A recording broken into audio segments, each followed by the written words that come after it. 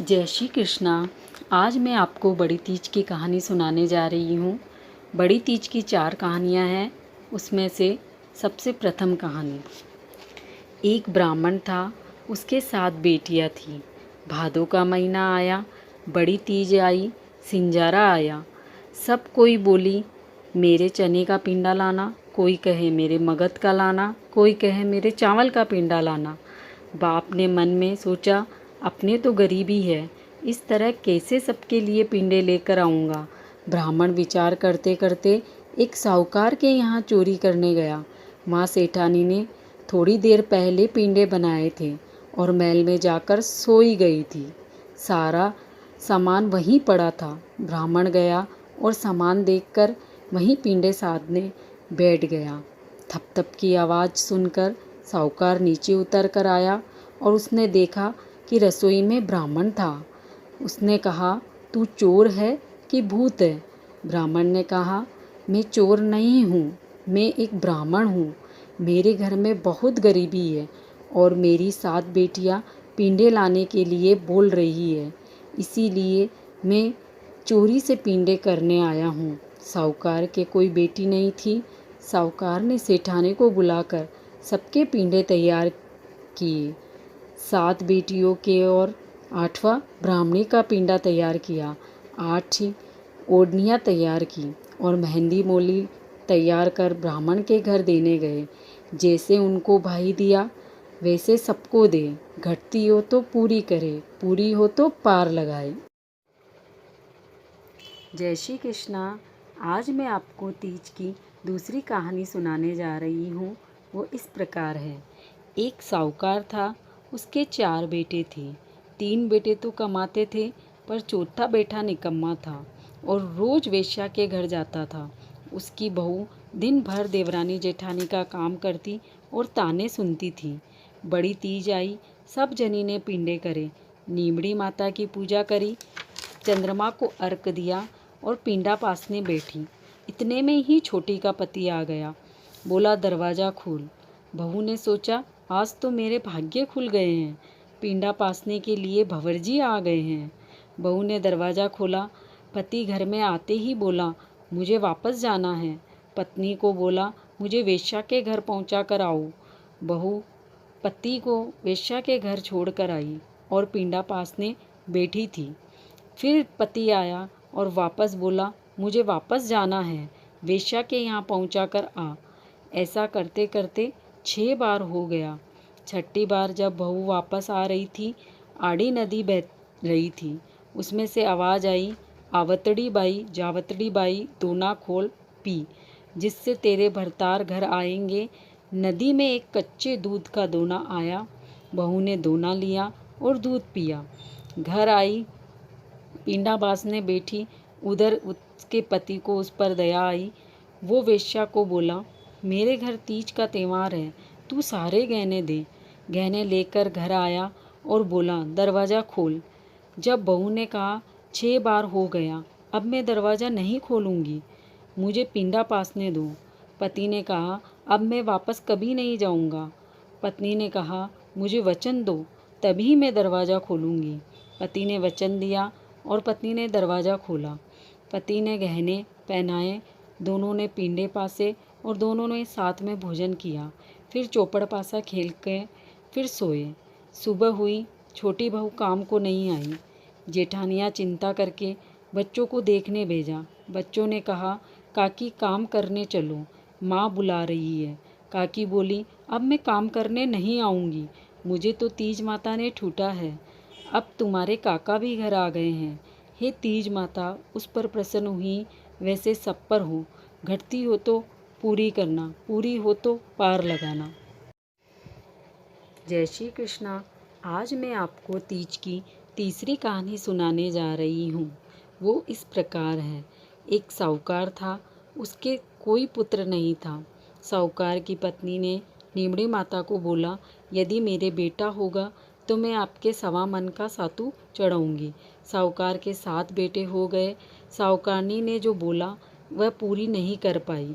बेटे पढ़े लिखे बड़े हुए, शादी ब्याह किए। पहला बेटा शादी होकर आया, मंदिर में बैठा वहाँ बैठे बैठे ही धरती समेत गायब हो गया। लोग आश्चर्य करने लगे। चिंता करते हुए विचार कर बहू को घर ले आए। ऐसा करते हुए 6 बेटों की शादी हुई और 6 बेटे धरती समेत गायब हो गए। अब साहूकार ने सोचा, अब दूर देश की बहू लाएंगे। बहू देखने ब्राह्मण को भेजा। ब्राह्मण एक नगरी में गया। वहाँ 4 लड़कियाँ मिट्टी का घर बनाकर खेल रही थीं। खेल होने के बाद 3 लड़कियों ने अपना घर बिखेर दिया। चौथी लड़की ने कहा, मैं तो अपना बनाया हुआ घर नहीं तोड़ूंगी। ब्राह्मण सबकी बात सुन रहा था। वो चौथी लड़की के पीछे पीछे गया। ब्राह्मण ने विचार किया, ये लड़की ही समझदार है। ब्राह्मण उस कन्या के घर जाकर उसके पिता को बोला, आपकी कन्या हमारे साहूकार के बेटे को दे दो। बात पक्की कर दी। बारात लेकर साहूकार आया। ब्याह कर घर ले गए, पर बहू को वहीं छोड़ दिया। कहीं ये बेटा भी धरती में गायब हो गया तो। थोड़ी दिन बाद साहूकार बहू को लेने वहाँ पहुँचे। माँ ने बेटी का माथा नया मेहंदी लगाई और साथ में लड्डू बांधकर सीख दी और कहा, बेटी रास्ते में जितने भी त्यौहार आए सब करना। रास्ते में पहले छोटी तीज आई। बहू बोली, ससुर जी छोटी तीज आई है, यही मुकाम करो। बहू माता नहाई, मेहंदी लगाई, झूला झूला और व्रत किया, कल्पना निकाला, फिर आगे रवाना हुई। 15 दिन बाद बड़ी तीज का सिंजारा आया। बहू बोली, यहीं रुको ससुर जी। बहू नहाई, मेहंदी लगाई और बोली, ससुर जी आज मेरा तो पिंडा करना है। ससुर जी ने सब सामान ला कर दिया। बहू ने पिंडा किया। तीज के दिन पूजा की और झूला झूले। सब औरतें पूजा करी। जब बहू पूजा करने लगी तो नीमड़ी माता ऊंची ऊंची होने लगी। पूजा करने भी नहीं दी। तब बहू बोली, हे नीमड़ी माता, मेरे से क्या कोई चूक हो गई है? मुझे पूजा क्यों नहीं करने देते? नीमड़ी माता बोली, तू तेरी सासू को जाकर पूछ, उसने क्या बोलना की थी, पूरी नहीं की। बहू बोली, आप मुझे बताओ क्या बोलना था, मैं पूरी करूँगी। तब नीमड़ी माता बोली, तेरी सास के बच्चे नहीं थे। तब बोली, बच्चे हो जाएंगे तो 1.25 मन का सातू चढ़ाऊँगी, जो अभी तक पूरी नहीं करी। मैंने तेरे 6 के 6 जेठ मेरे पास रख लिए हैं। तब बहू बोली, हे नीमड़ी माता, मैं 7.25 मण का सातू चढ़ाऊँगी, आप मेरे 6 जेठ को वापस कर दो। फिर पूजा करी, चंद्रमा को अर्क लगाया और कल्पना निकाला। सातू पासा और गांव गए। मंदिर में गए, वहाँ देखा 6 ही जेठ प्रकट हो गए। सातों बेटों को गाजे बाजे से घर में लिया। सासू बहू के पैर पड़ने लगी। तब बहू बोली, मैं पढ़ूँ आपके पैर, आप पढ़ो नीमड़ी माता के पैर, और 7.25 मण का सातू चढ़ाया। सासू को बोलना याद आ गई और गाजा बाजा से नीमड़ी माता की पूजा करी। सब आनंद ही आनंद हो गया। नीमड़ी माता उनको दिया वैसा सबको देना, घटती हो तो पूरी करना, पूरी हो तो पार लगाना। जय श्री कृष्णा। आज मैं आपको तीज की चौथी कहानी सुनाने जा रही हूँ। वो इस प्रकार है। एक राजा था, उसके 2 बेटियाँ थीं। एक पहले वाली रानी की और दूसरी रानी की। छोटी बेटी लाड़की थी, बड़ी बेटी को सौतेली माँ खूब दुख देती थी। भादों का महीना आया, बड़ी तीज आई, सब औरतें पूजा करने बैठी। बड़ी बेटी नीमड़ी को बोली, हे माता, मुझे तेरे जैसे मीठी मीठी रखना। और छोटी बेटी बोली, हे नीमड़ी माता, तू तो खारी है, मुझे तो तेरे जैसे खारी खारी रखना। ऐसा करके कई दिन बीत गए।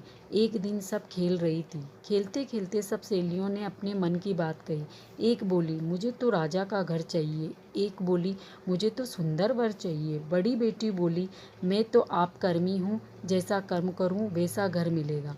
छोटी बेटी बोली, मैं तो बाप की लाडली हूँ, इसीलिए मुझे पिताजी अच्छे घर में देंगे। ये सब लड़कियों की बातें राजा सुन रहा था। राजा ने अपने दोनों बेटियों को बुलाया और पूछा, बताओ तुम आप कर्मी हो या बाप कर्मी? जब छोटी बेटी बोली, मैं तो बाप कर्मी हूँ। बड़ी बेटी बोली, मैं तो आप कर्मी हूँ। राजा को बड़ी बेटी पर बहुत गुस्सा आया। थोड़े दिन बाद राजा दोनों के लिए वर ढूंढने निकले। छोटी बेटी की सगाई राजा के यहाँ करी और बड़ी बेटी की सगाई एक गरीब बेटे के साथ कर दी। छोटी बेटी को खूब धन दहेज दिया, बड़ी बेटी को टूटे फूटे 4 बर्तन और साथ में ठंडी रोटियों की छाबड़ी भर के दे दी। दोनों ही बारात को खाना कर दी और दोनों को सीख दे दी। राजा की बारात 10 कोस दूर गई और मुकाम किया। बारातियों ने कहा भूख लगी तो मिठाई का पटारा खोला, उसमें सूखी रोटियां निकली। सब बाराती गालियां देने लगे, वाह रे समधी वाह, बासी रोटियां दे दी। राजा अपने देश को पहुंचा और वहां राजा के देश पर शत्रु ने हमला कर दिया और राजपाट सब छिन गया। राजा के महल में गरीबी आ गई। सब गांव वाले कहने लगे बहू के पैर रखते ही सब खत्म हो गया, बहू अच्छी नहीं है। उधर बड़ी बेटी का पति लूला लंगड़ा था। आगे गए, रास्ते में भूख लगी और रोटी का छाबड़ा खोला तो देखा कि उसमें तरह तरह की मिठाइयाँ थीं। अपने गांव पहुँचे, टूटे फूटे बर्तन भी सोने चांदी के हो गए। लूला राजकुमार हो गया, साहूकार का धंधा अच्छा हो गया, खूब पैसा हो गया। सब कहने लगे बहू का पाँव फेरा बहुत अच्छा है। आते ही सब अच्छा हो गया। घर में लक्ष्मी का रूप आया है। बहू का सब लाड रखने लगे। थोड़े दिन से राजा अपने दोनों बेटियों को लेने गए। पहले छोटी बेटी के गांव गया। वहां गांव के बाहर कुएं पर पानी भरती औरतें बातें कर रही थी। देखो राजा कि कैसी औरत आई है, आते ही सब खत्म हो गया, सारा राजपाट छीन गया। राजा चिंता में पड़ गया, मैंने तो खूब अच्छा दिया था, ये कैसे हो गया। बेटी के घर गया, सब कहने लगे अपनी बेटी को अभी के अभी यहाँ से ले जाओ, सब खत्म हो गया।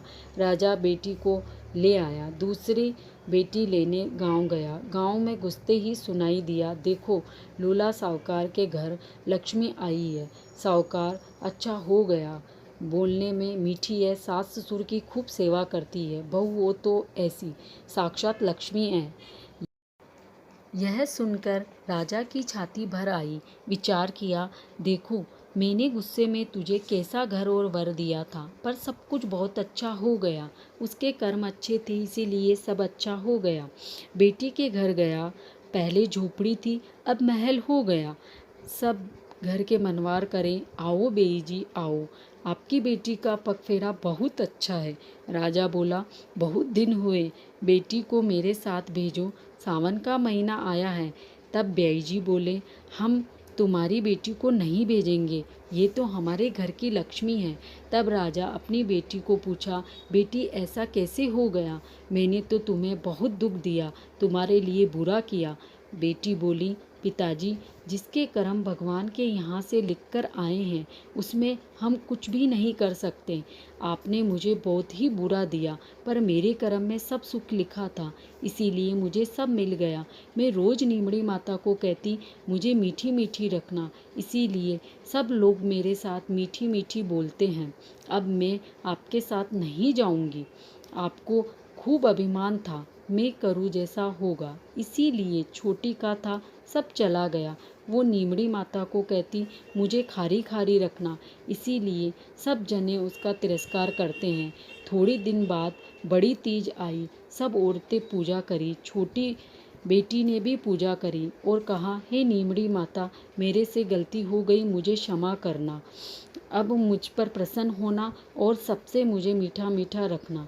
राजा ने भी नीमड़ी माता को हाथ जोड़ा और कहा, मेरी बेटी को सुखी करो, और मुझे बहुत अभिमान था वो चूर चूर हो गया।